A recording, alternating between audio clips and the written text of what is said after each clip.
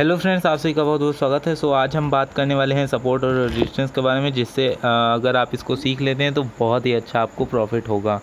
अगर हम बात करें तो जो सपोर्ट होता है बेसिकली वो अगर आप देखिए तो सपोर्ट जो होता है, कभी भी स्टॉक अगर मीन्स ऊपर गया है और वहाँ से वो कुछ करेक्शन करता है, जैसे कि यहाँ पे हमें देखने को मिल रहा है कि यहाँ पे करेक्शन आई है और फिर उसके बाद एक पॉइंट पे स्थिर हो गया है।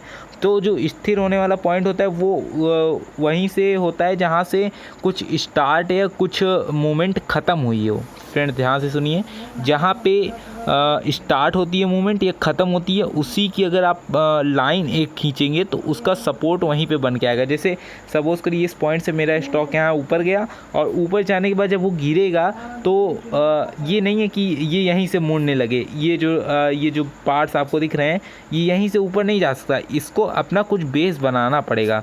वो बेस बनाने के लिए ये अपने जो जहाँ पे बीता हुआ जो समय इसने जहाँ से ये खुला था उसको टच करने की पूरी काबिलियत रखता है, क्योंकि वहाँ पे हमारा सपोर्ट बनता है।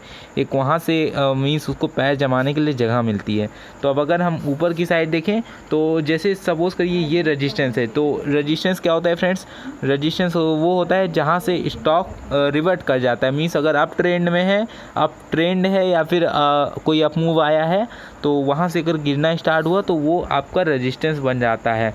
तो अब ये जैसे कि यहाँ पे आप देखिए स्टॉक मीन्स ऊपर गया है, मैं इसका कलर चेंज हो, तो यहाँ पे अगर आप देखेंगे तो स्टॉक ऊपर गया और फिर यहाँ पे थोड़ा सा मीन्स यहाँ से गिरने लगा, तो एग्जैक्टली ये पॉइंट आपका रेजिस्टेंस का कहलाता है। अगर आप देखेंगे तो यहाँ से इसने एक और मूव फिर उठाई और ये ऊपर के गया और फिर ये कभी भी लगातार नीचे नहीं आ सकता। ये जो इसको पॉइंट है, ये पॉइंट इसको झेलना पड़ेगा। अब ये जो रेजिस्टेंस का काम किया था, अगर आप देखेंगे तो यहाँ पे ये एग्जैक्टली सपोर्ट का काम करता है और इसी के ऊपर ये एक बार में झटके से इसको तोड़ेगा नहीं। ये यहाँ पे मीन्स कंसोलिडेट करेगा, थोड़ा ऊपर जाएगा फिर नीचे जाएगा, तो यहाँ पे मीन्स ऊपर नीचे वाली कहानी होगी। और अगर आप देखेंगे तो इसको काफ़ी टाइम लगेगा तोड़ने में। मीन्स अगर ये वाला पॉइंट इसका आप मीन्स अगर आपको शॉर्ट करना हो तो आप जब ये ब्रेक हो जाए, जब ये मीन्स मान लीजिए स्टॉक गिरने लगा और इसको ब्रेक कर दिए, जो मीन्स ये वाला जो हाई है आपका, तो इसको ब्रेक करिए, तो यहाँ पे आप इसका स्टॉप लॉस मान के इसके जो इस एरिया का समथिंग हाई रहता है उसी के एरिया पे आप स्टॉप लॉस मान के किसी भी स्टॉक को सेल कर सकते हैं ईजिली। और अगर आपको जब भी अगर स्टॉक इससे नीचे गया तो इससे नीचे जाने का फिर वो अपने जो भी सपोर्ट लिया था पिछले वाला उसकी कॉपी करेगा और फिर वहीं से जाएगा। तो ये चीज़ें होती हैं फ्रेंड्स सपोर्ट में। और रेजिस्टेंस में ठीक वही होता है। अगर आप मीन्स रेजिस्टेंस जैसे यहाँ पे हमें ब्रेकआउट मिला इस पॉइंट पे, यहाँ पे स्टॉक ऊपर चला गया, तो अब वो ऊपर जाने के बाद जहाँ नीचे गिरेगा तो उसका पॉइंट यही होगा, ये जो इसका हाई है वही इसका सपोर्ट बन जाएगा यहाँ पे एग्जैक्टली।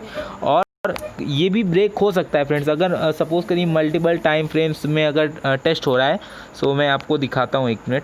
तो सपोज़ करिए ये एक लाइन है, ये एक हमारा सपोर्ट है, ये एस है और यहाँ पे इसके ऊपर स्टॉक घूम रहा है। तो कई बार ये टेस्ट करेगा, जितनी ज़्यादा बार टेस्ट करेगा बार बार गिर के, तो उतनी पॉसिबिलिटी है कि ये नीचे की तरफ टूट जाए, गिर जाए मतलब। तो यही कॉन्सेप्ट होता है फ्रेंड्स कि सपोर्ट का वही यही काम होता है कि जैसे ऊपर अगर गया है स्टॉक तो वहाँ से अगर फॉल आता है तो वो कहाँ पे रुकेगा, और जहाँ पे रुकेगा उसका पीछे से कोई ना कोई लिंक ज़रूर होगा, चाहे वो रेजिस्टेंस का हो चाहे वो सपोर्ट का हो। तो अब यहाँ पे इस केस में आपका ये वाला जब रेजिस्टेंस टूट गया इस पॉइंट का, जब इसके ऊपर निकल गया स्टॉक, तो अब ये डायरेक्ट कंटिन्यूसली फॉल नहीं दे सकता। ये आप चेक कर सकते हैं, आप चार्ट में लगा के चेक कर लीजिए। बहुत ही मीन्स 99 टाइम्स जो है आपका यही काम करेगा। मीन्स आएगा स्टॉक यहाँ पे रुकेगा फ्रेंड्स, यहाँ पे रुकना तय है। और अगर आपको यहीं से अप मूव दिखता है तो आप इसमें बाइंग की पोजीशन करके यहाँ पे जो भी इसका टॉप है इस पर आप सेल कर सकते हैं, और फिर उसके ऊपर का ब्रेकआउट दे देता है तब आप और बाइंग कर सकते हैं। बट वहाँ तक का आपका टारगेट होना चाहिए। सपोज़ करिए जैसे आपने यहाँ पे एंट्री मीन्स यहाँ पे स्टॉक खुला ऊपर गया नीचे गया, तो अब आपको यहाँ पे नहीं एंट्री कर लेनी है कि यहीं पे लाओ एंट्री कर लेते हैं। आपको यहाँ पे वेट करना पड़ेगा और वेट करने के बाद आपको जो टारगेट्स होंगे वो आपको इतने टारगेट लेके चलने हैं, बट इसके ऊपर अगर ब्रेकआउट होता है तो आपका टारगेट उससे भी हाई रहेगा।